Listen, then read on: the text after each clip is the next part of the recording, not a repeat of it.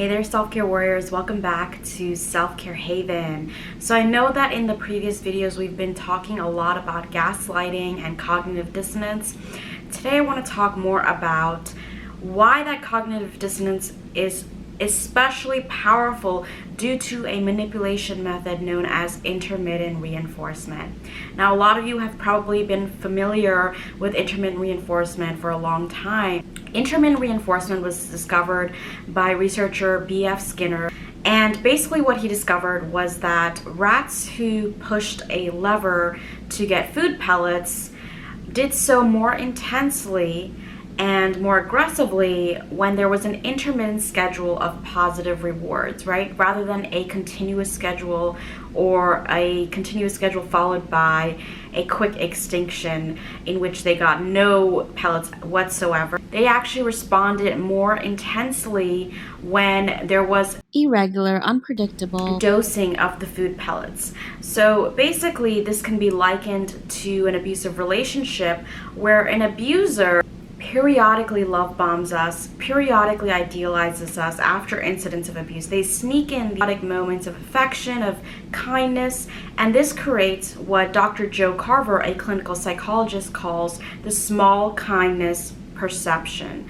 It's when a small kindness becomes so enlarged in our eyes simply because the other incidents of abuse have made us feel grateful, have made us feel as if we are longing for some relief. So when that small kindness appears, whether it's in the form of a gift, a false apology, a period without abuse,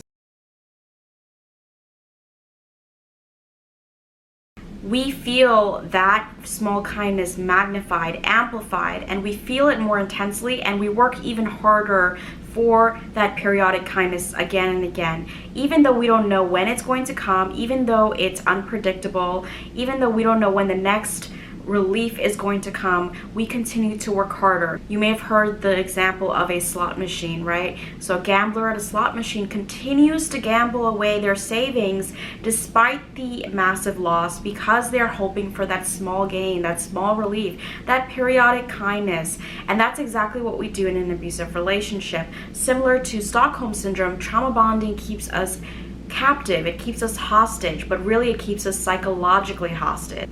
Now, intermittent reinforcement also creates that cognitive dissonance, right? It adds on to the cognitive dissonance, not just because the abuser is wearing a false mask for a period of time and then abruptly switches in the devaluation stage, but also because those periodic kindnesses remind us of that false mask. It reminds us of how good it could get. It reminds us of how good it has been. It reminds us of who the abuser has pretended to be. And we are led to believe falsely that perhaps they really are that person. And so that actually strengthens the trauma bond.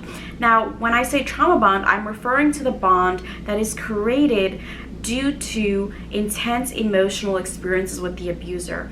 These moments of survival, of abusive incidents, have actually traumatically bonded us to our abusers, just like a person held hostage bonds with their captor in order to survive. We bond with our abusers in order to survive emotionally, right? We are led to the poison that we think is our medicine because it does give us some relief and medicine when they give us those small kindnesses, when they dole out those occasional periods of sweetness and affection and relief. So there are actually 5 signs that you might be in a dangerous trauma bond with a toxic person. I outlined them in depth in an article, but I'll go through them very briefly so that you can see whether you fit some of the signs on this list. Sign number 1 is that you know that they're deceptive and conniving, but you can't seem to let go. So everyone knows that you're being mistreated. You know that you're being mistreated on a cognitive level, but no matter what they do, it seems like you can't let go. This bond is too powerful. This bond is too strong.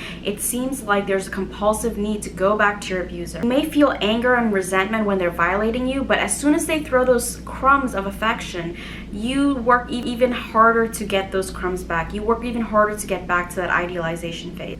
And whenever they're kind to you, you doubt yourself. You're gaslighted into believing that they really do want the best for you, that they really do love you, even though they're really just serving their own self-interest. Sign number 2 that you're in a dangerous trauma bond is that You do everything to please them, and you have this sense of misplaced loyalty. You're loyal to a fault even when they give you nothing in return but pain. So this is when you're in denial. You're not quite ready to face the truth. Even though your friends and family are concerned for you, even though all the signs and red flags point to the fact that this person is dangerous, you still find yourself drawn back to the danger. They've hurt you and terrorized you time and time again, but you're still willing to take them back at the first sign of their false remorse or crocodile tears. This is because you're still committed to investing in the false mask of this person and in the fantasy relationship that they presented to you in the beginning. Sign number 3 is that you feel addicted to them, and you actually lose far more than you gain. So you develop an addiction to them that is not only psychological but biochemical. We know that dopamine flows more readily to the brain and lights up that reward center in our brain when there is that intermittent schedule of reward, right? So intermittent reinforcement actually works to strengthen those reward pathways in our brain that causes us to feel addicted to the abuser. Your body and your mind, your spirit is aching for them. You waste countless hours, countless days.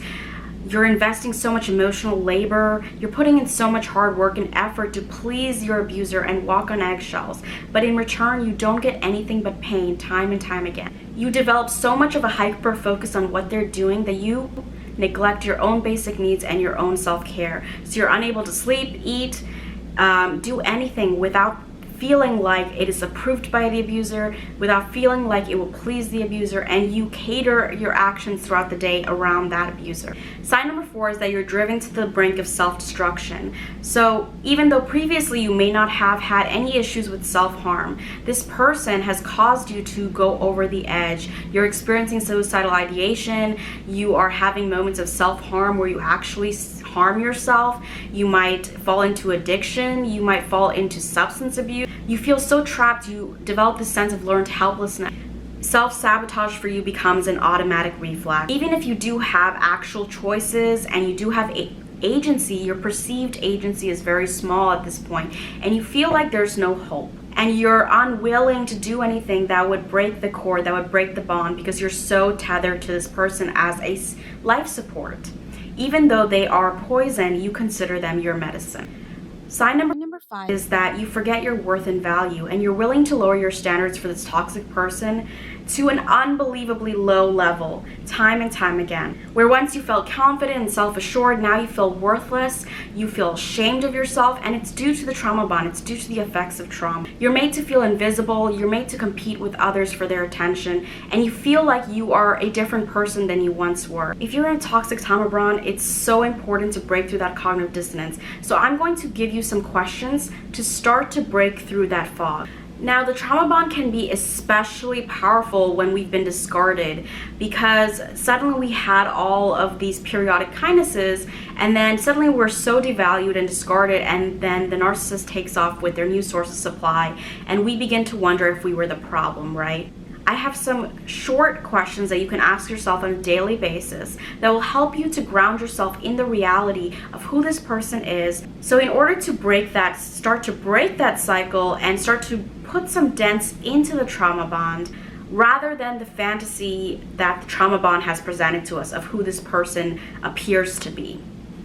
Because right now, this person appears to be our savior, our last hope. They appear to be the person who can take away our pain and bring us relief. But in fact, we're the only ones who can give ourselves that relief. We're the only ones who can make that exit. We are the only ones who can work on our healing. Because only through self-awareness and self-care can we actually start to create these dents in the trauma bond and cut the cords that continue to keep us chained. So if you find yourself wondering, well, why was this person chosen as the new source of supply? Why did this narcissist dangle the carrot and promised to give me things that they ultimately gave to the new source of supply? Ask yourself the following questions. Why would I want to be in a relationship with a pathological liar? Why would I want to be with a serial cheater? Why would I want to be with someone who shares the same disorder as many of the people who kill their spouses? Why would I want to be in a relationship with someone who doesn't respect me, doesn't have basic human decency, doesn't show empathy, lacks empathy for my emotions? Why would I want to share my life with someone who lives a double life? I hope these questions help to break through some of the cognitive dissonance and some of the trauma bonding. Other ways to start breaking the trauma bond is to start replacing that addiction to the narcissist with healthier activities. Things like exercise, meditation, yoga. These can light up the reward centers of our brains in productive ways, and these can help to replace that addiction. Try new activities. Try activities that raise your adrenaline. Try activities that give you that dopamine flow without making you ensnared in that cycle of toxicity. And of course, consult a trauma-informed professional who can help you to untether yourself from that traumatic bond. I hope this video has helped you. If you want to share your own tips on how you broke the trauma bond, please do share them in the comment section below. I'll talk to you guys soon, and until next time, take care. Be sure to check out my #1 best-selling book, Becoming the Narcissist Nightmare: How to Devalue and Discard the Narcissist While Supplying Yourself, a #1 bestseller in personality disorders. Also be sure to check out my book, Power: Surviving and Thriving After Narcissistic Abuse, a #1 bestseller in applied psychology.